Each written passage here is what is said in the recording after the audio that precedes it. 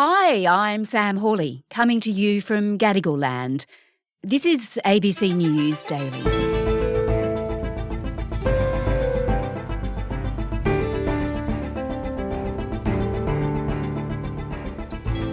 If you've been to fill up your car recently, it's a rather unpleasant experience, with petrol prices now well above the $2 mark.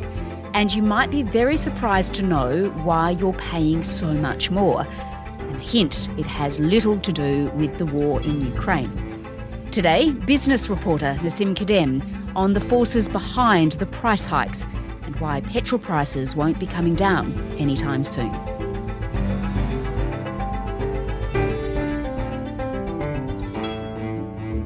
Oil prices are at their highest level since November last year. Petrol prices across South Australia have soared above $2 a litre. In the centre of Darwin, rising fuel costs are hitting hard. Like the price of fuel was a killer. There's nothing we can do. Either we pay for it or we don't. We just dropped $100 on fuel. That's a big change in our budget for the month. It's killing us, Nassim, let's chat about petrol because for a while things were looking pretty good.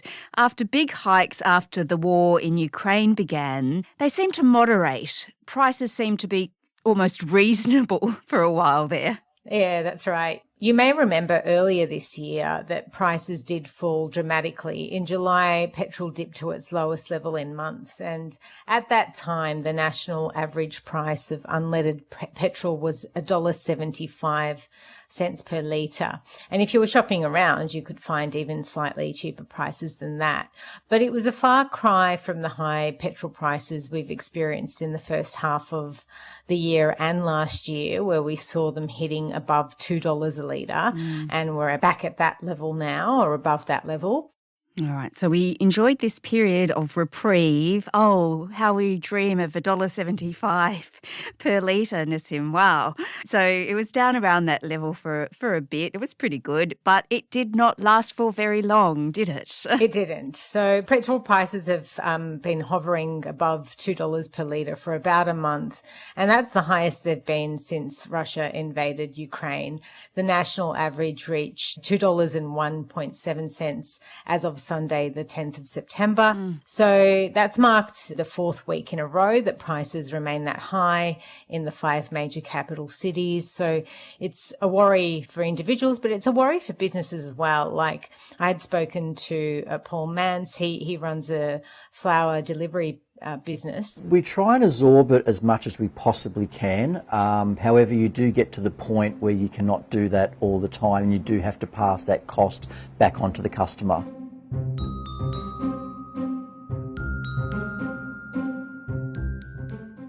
When petrol prices go up, it really does have a big impact across the board.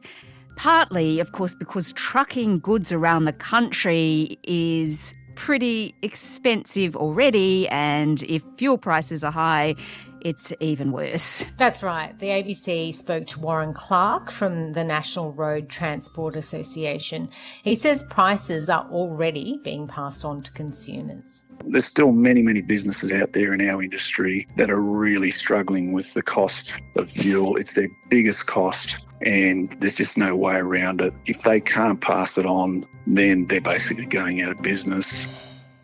And Nassim, there's no relief from the government anymore, is there? It's all dried up. So really we're feeling the full force of these price hikes. There's no avoiding it. That's right. The fuel excise, that's the tax you pay on fuel, was temporarily reduced by the coalition government between March 30 last year and September 28 last year. So that's for 6 months. Australians will save 22 cents a litre every time they fill up. Yeah. Whether you're dropping the kids at school, driving to and from work, it will cost less. But it cost the government $5.6 billion in lost revenue, and the relief has since ended. So that's also contributing slightly to the higher petrol prices that we're seeing. Yeah, all right. So no more relief for now. Yeah, that's right.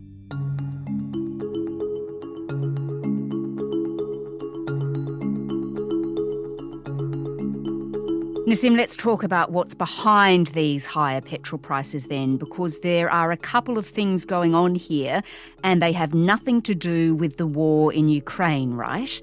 Let's start with our rather weak Australian dollar. Yeah, so the weaker Australian dollar against the US dollar has basically increased the wholesale price for petrol. It's increased that by about 4 cents a litre. The dollar has been in decline since July, falling below 64 US cents last month. It's at about that rate now. But there's been some concern it could fall to around the 50-cent mark against the greenback, and a weaker dollar does make it more expensive for us to import fuel, which thereby drives prices up. So the weak Australian dollar is part of why petrol prices have shot up. What else is going on though? Well, this is where it gets really interesting. It relates to OPEC. So OPEC is the Organisation of the Petroleum Exporting Countries. It was actually first formed in 1960 in Baghdad in Iraq, and 5 countries, Iran, Iraq, Kuwait, Saudi Arabia and Venezuela, signed up as it was seen as a sort of challenge to Western energy. They restructured the global system of oil production in favour of oil-producing states and away from dominant Anglo-American oil firms, which were known at the time as the Seven Sisters. And this was to bring some degree of stability to the world oil market. So they agreed to coordinate energy prices to ensure a fair price for their exported oil and a steady supply to the market. OPEC now has 13 members. They're led by Saudi Arabia, and they're mostly based in the Middle East, North and West Africa and South America. Right, and OPEC also works with more countries, doesn't it? It does. So in 2016, when the cartel was getting worried about America's influence over the oil market, and that's because the US has been increasing oil production of shale oil specifically, OPEC signed an agreement with 10 other oil-producing countries, and this included Russia, creating what's known as OPEC Plus. And together, these 23 countries now produce about 40% of the world's oil. They meet every month, so sort of like a central bank, and then that's when they decide on their production targets for the months and year ahead. It's referred to as a cartel for good reason, because it can fix prices. And by cutting production and reducing supply, they can keep prices high and, they argue, steady. Right, so this is a group of the world's big oil producers, and OPEC Plus is considered to be a cartel because the members have a strong incentive to keep oil prices as high as possible. And Nassim, as I understand it, they do this by reducing supply. That means they make more money while fuel prices rise. That's right. Brings us back to today. What's happening? OPEC Plus countries are what? Cutting supply. The OPEC group recently announced it will scale back oil production by more than 1 million barrels of oil a day, and that was on top of existing cuts of 2 million barrels a day agreed to in October last year. The move also comes off the back of Russia's decision to maintain its ongoing production cut of 500,000 barrels a day for the rest of the year. So this move was made over fears of a possible worldwide recession. A Saudi energy ministry official says the move was a precautionary measure aimed at supporting the stability of the oil market. In other words, if a recession were to occur, OPEC would be oversupplying the world with oil, and that would crash the price of fuel, which they don't want to happen. We've seen the price of oil now go above US $94 a barrel, and that was after 3 weeks of gains. And some analysts fear it could reach more than US $100 a barrel in the coming weeks, which obviously means higher fuel prices. And that's a 30% surge since June. So OPEC Plus countries say they're reducing supply in case there's a worldwide recession. But it seems like that's a pretty lucrative decision for the countries involved, but not very good for us in any way. As the price pressure on everyday Australians increases, the members of the oil cartel further benefit. So the United States Energy Information Administration, which puts out statistics on this sort of stuff, estimates that OPEC members earned around $888 billion in net oil export revenue last year. And OPEC Secretary General recently told CNBC that they're actively open to recruiting new members to better coordinate the amount of oil they produce in an effort to influence prices.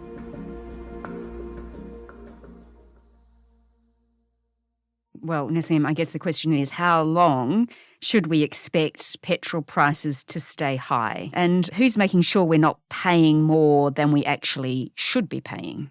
In the past, there has been concerns raised about unspoken collusion in the industry, and that petrol retailers were basically lifting prices during holiday periods. But now the ACCC has a close watch over fuel prices, and the best thing to do really for a consumer is to shop around before you fill up. Unfortunately, they're going to stay high for a while. Analysts are predicting that oil prices are going to keep rising, as I mentioned, and that will mean fuel prices are going to hover above the $2 mark in the weeks to come.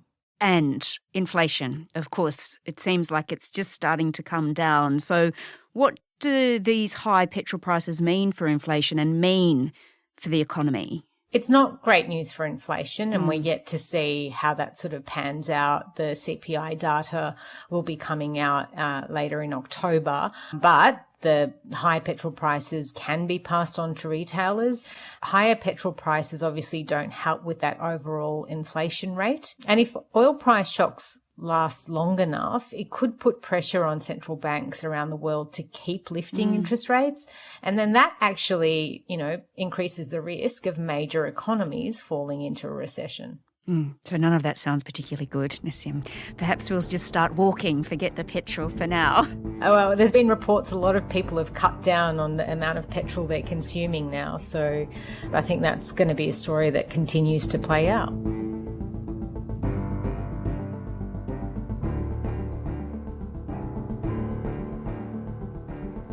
Nassim Kadem is a business reporter with the ABC. The International Energy Agency has warned the ongoing supply cuts made by OPEC Plus could create a significant supply shortfall, risking ongoing price volatility. This episode was produced by Bridget Fitzgerald, Nell Whitehead, Hannah John and Sam Dunn, who also did the mix. Our supervising producer is David Cody. I'm Sam Hawley. To get in touch with the team, please email us on abcnewsdaily@abc.net.au. Thanks for listening.